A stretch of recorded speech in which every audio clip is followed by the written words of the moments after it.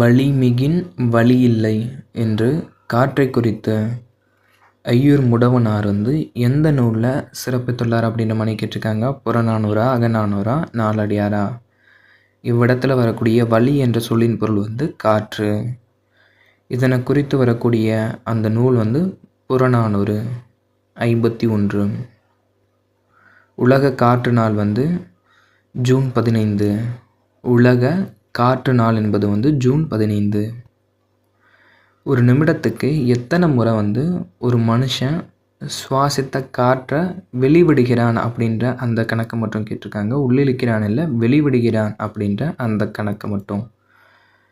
இதற்கான சரியான பதில் அப்படின்றது 12 முதல் 18 முறை. முல்லைப்பாட்டு டேஸ் நூல்களில் ஒன்று. முல்லைப்பாட்டு என்பது 10 பாட்டு நூல்களில் ஒன்று. சிந்துக்கு தந்தை என அழைக்கப்படக்கூடிய புலவர் யாருன்னு கேட்டிருக்காங்க.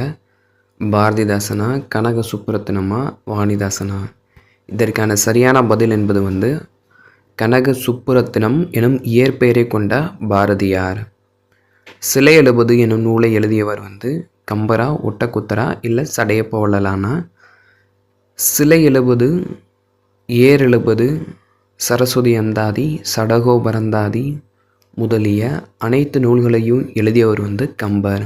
ஏதேனும் ஒரு செயல் நன்றாக முடியுமோ முடியாதோ என ஐயம் கொண்ட பெண்கள் என பயப்படக்கூடிய பெண்கள் மக்கள் நடமாட்டம் குறைவாக இருக்கக்கூடிய ஊர் பக்கத்தில் போய் தெய்வத்தை தொழுது நின்று, தெய்வத்தை கைகூப்பி வணங்கி நின்று அயலார் பேசும் சொல்லை கூர்ந்து கவனிப்பர். அதாவது அந்நியவங்க, தனக்கு சொந்தமில்லாதவங்க, அங்கே போகக்கூடிய வழிப்போக்கர்கள் பேசக்கூடிய அந்த சொல்லை கூர்ந்து கேட்பாங்களா?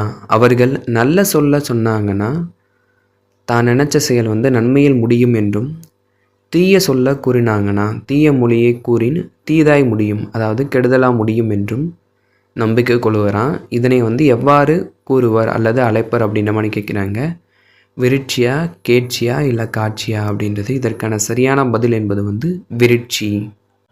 வட இந்திய பெருங்கடலில் உருவாகக்கூடிய புயல்களுக்கு பெயர் வைக்கக்கூடிய நடைமுறை எந்த ஆண்டிலிருந்து தொடங்கியது அப்படின்ற மாதிரி கேட்டிருக்காங்க. 2000, 2001, 2002 அப்படின்னா இதற்கான சரியான பதில் என்பது 2000.